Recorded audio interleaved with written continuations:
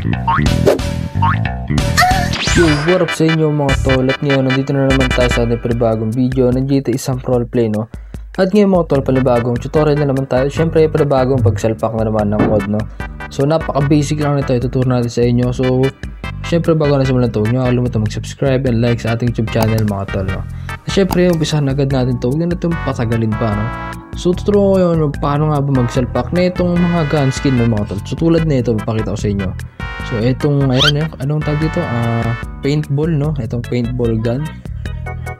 Itong nerf gun, mga tol. So, sinalpak ko ito kasi naganda lang ako. So, itong mga skin na ito, mga tol, is galing to sa Dark Store, no? So, DS, ya. Then, itong AK, mga tol. So, para siyang, alam niyo mga barrel sa Valorant, mga tol. So, maglalaro kayo ng Valorant, mga tol. So, parang ganun siya. So, i-share ko na rin itong mga skin sa inyo. So, lalapag ko yan dyan sa pin comment natin. Syempre, baka gusto nyo gamitin. So, i-share ko na rin sa inyo, mga tol. Pwede nyo isalpak sa sub nyo to. Pati ito, mga tol, yun, napakagandang SR, no? To. So, AWM to, mga tol, no? Hindi pa, napakaganda ng skin niya, no? Napakalupit. Bagang, grabe naman, napakahaba. Saka itong pistol na to, mga tol. So, parang laro lang din siya. Parang nerf lang ata rin, no?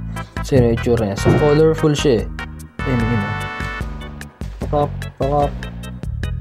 Pinakalas, mga tol. Itong M4 na to, mga tol.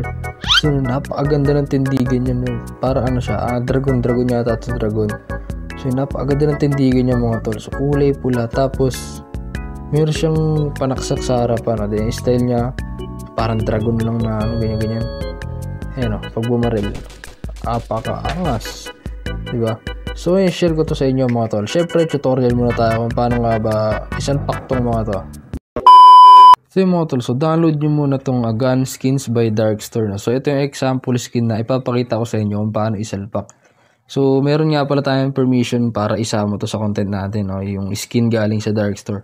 So, nag-DM sa isa sa may-ari ng skin sa mga so nangingi tayo ng permission para alam mo na hindi tayo ma-report. Download nyo na to sa pin comment natin, mga tol. So kung gusto nyo gamitin yung mga pinakita ko sa inyo kanina, so lahat nandito yung mga tol. So ayan, itong AK, so yung parang sa Valorant and Desert Eagle, so yung colorful, then M4 yung pula na dragon, itong MP5, mga tol, ito yung nerf gun, mga tol, then silence, ito yung parang paintball gun, no, SR. So ayun yung mga tol.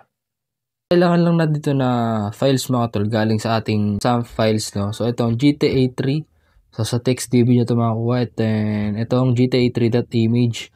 So magkaiba yun, mga tol. Ito GTA 3 lang. Folder siya. Ayan. Ito yung mga laman niya.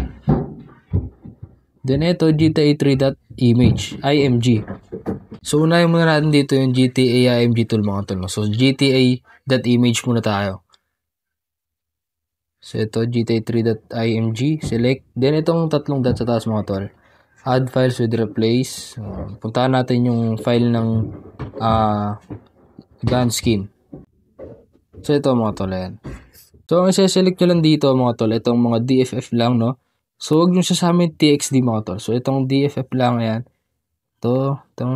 So, bali, 6 lang to, mga tol. 1, 2, 3, 4, 5, 6. Then, select na natin yung mga tol. So, make sure na walang TX din kasama, mga tol.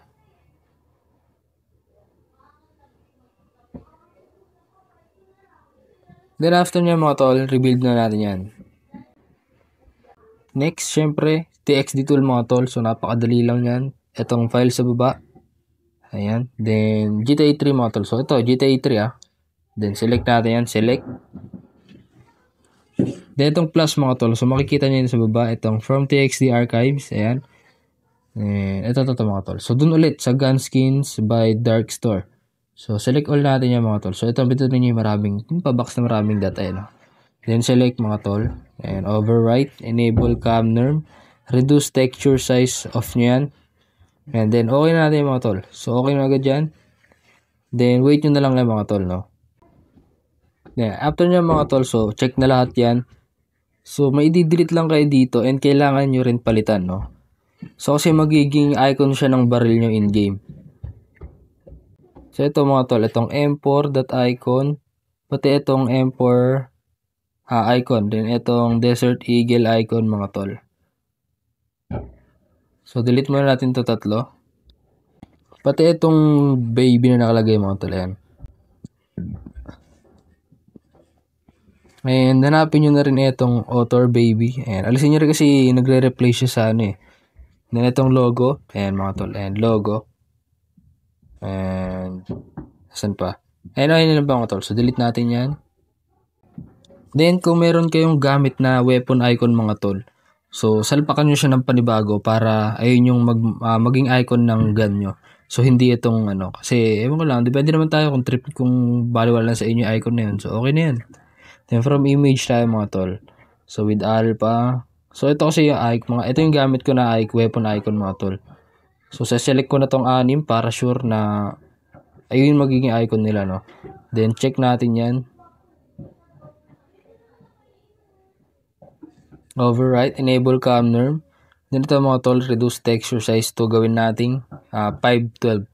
Then use fast override. Then okay natin yan mga tol. And ayun lang mga tol. So napakadali lang isalpak. So sundan nyo na lang na maigi yung tutorial natin. And syempre sana may natutunan naman kayo sa ating panibagong video. Syempre huwag nyo kalimutan mag-like, share, and subscribe. And syempre salamat sa pagpapanood at supportan nyo mga tol.